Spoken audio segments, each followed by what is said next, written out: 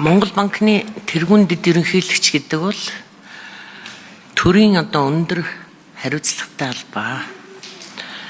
Та хэрвээ энэ албан тушаалд сонгогдохоор бол засгийн газраас хараад бус хувийн ашиг сонирхлоос ангид байх энэ зарчим танд хэр үйлчлэх бол? Асуулт асуугаад хариулуулаад явчихсан. За, нэр дэвшигч үргэлжлүүлье. За, Батчим гишүүний асуултанд хариулъя. Мэдээж төв банкны тэргуун дэд ерөнхийлөгч гэдэг бол төрийн өндөр албан тушаал. Хэрвээ энэ албан тушаалд томилогдож ажиллах юм бол одоо ямар нэгэн мэдээж төв банкны хуульд дагаж хууль мөрдөж ажиллана. Засгийн газартай төв банк засгийн газрын хооронд бол энэ хуулиар зохицуулт, нарийн зохицуултууд байдаг. Тэгэхээр энэ хуулийн зохицуултыг бол дээдлж ажиллана. Ямар нэгэн хувийн ашиг сонирхол энэ тал дээр бол мэдээж сүүлийн 15 жил бас энэ төв банкнд ажилласан туршлага байна. Бас гэр бүлийн хүмүүжил байна. Тэгэхээр энэ тал дээр бол би ямар нэгэн алдаа дутагт гарахгүйгээр ажиллаж чадна гэдэгт бол бүрэн итгэлтэй байна. Тийм. За, Батчим гишүүний микрофоныг үргэлжлүүлье. Дэвшигчээс энэхүү асуултыг асуух учир нь нэг жижиг түүхийг танд сануулахыг хүсэж байна. Та тэр үед бараг 30-аад настай байсан болов уу? 20-аад настай байсан болов уу?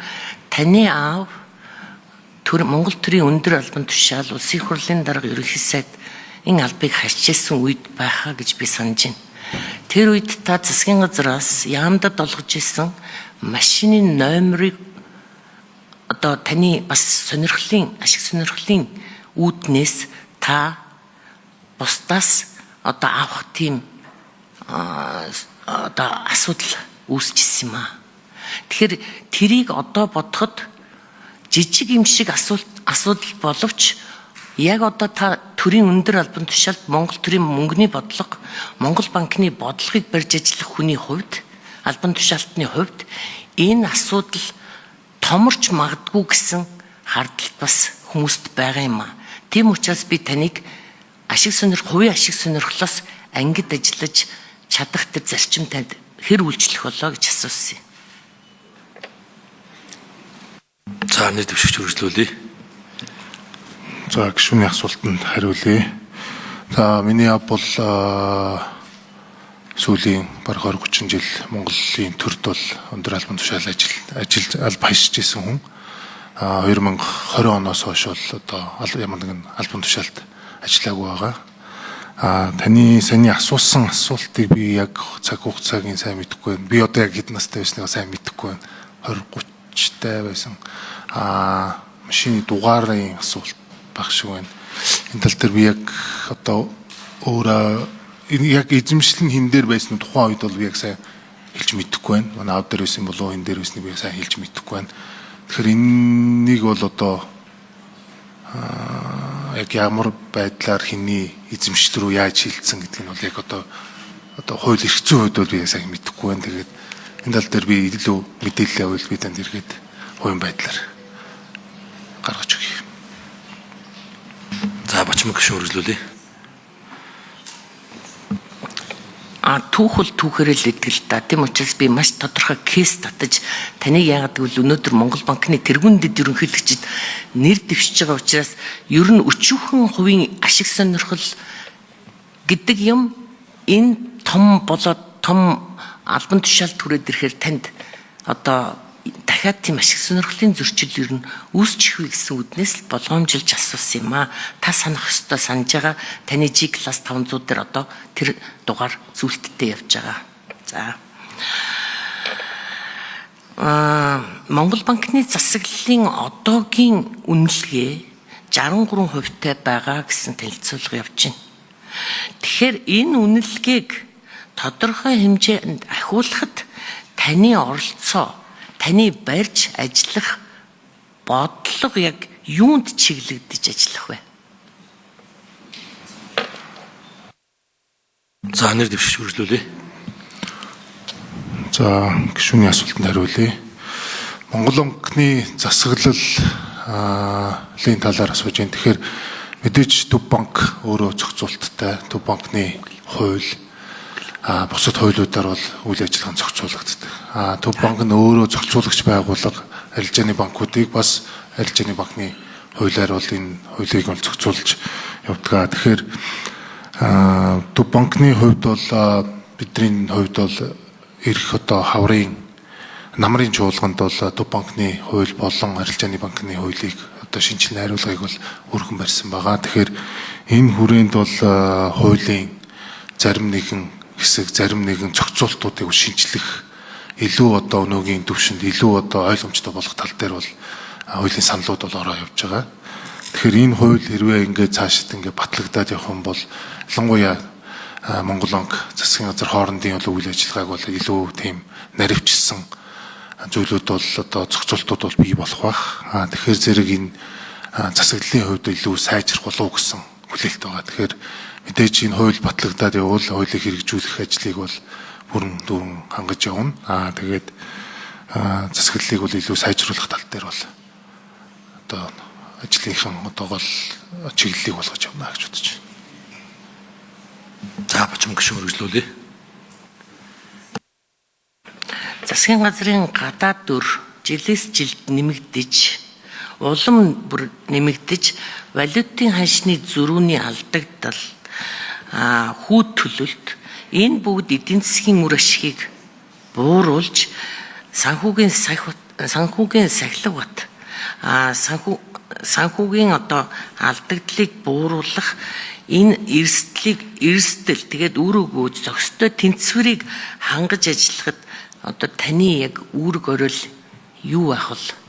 Үнэхээр энэ гадаад үр засгийн газрын гадаад үр энэний талаар танд одоо сэтгэл зовох асуудал ер нь байна уу? За нэг дэвшигч үргэлжлүүлье. За бичмэг гишүүний асуултанд хариулъя. За Монгол улсын одоо засгийн газрын гадаад үр статистик тоос танд хэлчихье гэж бодож байна. Монгол улсын засгийн газрын одоо гадаад үр бол нэг 8.5 тэрбум $. Нийт Монгол улсын үр бол нэг 40.2 тэрбум $. Дээрээс нь одоо Монгол банкны гадаад байгууллагт байгаа өр нь бол 1.1 тэрбум $. Гэсэн. Нийт бол 40.2 тэрбум $. Гэсэн тоо байна. Статистик тоо. Энэ гадаад өрийг бол яг хуу мэдээж засгийн газрын үйл ажиллагааны хүрээнд гэсэн гадааддаас хөрөнгө их усүр татаж үйл ажиллагаа хийж байгаа зүйлүүд бол байгаа.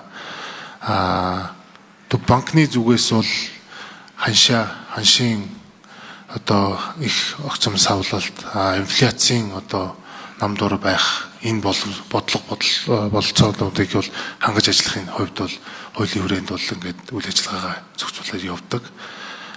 Хэрвээ одоо сонгогдоод томилогдоод энэ албан тушаал томилогдвол яг өөрийн чиг үүргийн хүрээнд бол энэ ажлуудыг илүү одоо анхаарч гэх юм уу? Одоо илүү энэ тал дээр бол хуулийн хүрээнд Монгол улсыг өрийн одоо асуудлаас бол аль болох хөнгөлөх энэ ажил дээр бол нэлээд санал бодлого гаргаж ажиллана гэж бодож байна. Дан ганц одоо Төв банкны хийж чадах зүйл гэж байгаа. Хийж чадахгүй зүйл гэж бас байгаа. Тэгэхээр зэрэг Төв банкны хуулийн хүрээнд бол энэ үйл ажиллагаануудыг бол одоо өтөвтэй дэмжиж энэ ажлуудыг бол зохион байгуулж ажиллана гэж бодож байна. За бочим гişүн үргэлжлүүлье. За та яг банкны одоо салбарын дундаа хүлээн зөвшөөрөгдсөн санхүүч мөн үү? Ажиглаад байхад ер нь бол одоо таны талаарх энэ албан тушаал томилогдох талаар хүмүүсийн мэрэгжлийн хүмүүсийн ам их сул байгаа л та. Тэн дээр та бас дүгнэлт хийсэн юм байна уу? За нэр дэвшигч үргэлжлүүлье. За бичмэг гишүүний асуултанд хариулъя. За би 2011 оноос хойш Төв банкнд тасралтгүй одоо 15 жил ажиллаж байгаа. Тэгэхээр энэ 15 жилийн үндсэндээ яг үндсэн 10 жилийн бол яг энэ төлбөр тооцоо, технологи, систем энийг бий болгох ажлыг бол яг өдөртөн зохион байгуулсан. Тэгэхээр Монгол улсын төлбөр тооцооны өнөөгийн одоо бодлого, шийдвэр, журам, заавар энэ бүх ажил бол одоо манай газар төлбөр тооцооны одоо чиглэлээр бол яг миний өөрийн өдөртөн зохион байгуулсан ажил байгаа. Тэгэхээр мэдээж нөгөө хувийн одоо санал дүгнэлтийг бол одоо би бол ийм тийм гэж дүгнэж чадахгүй. Тэгэхээр зэрэг миний өөрийн хувьд яг одоо өөрийнх нь чиглэлээр энэ чиглэлдээ бол ямар ч байсан бодж исэн бүх ажлыг бол одоо зорж байсан бүх ажлуудыг бол цаг хугацаанд бол хийгээд явсан.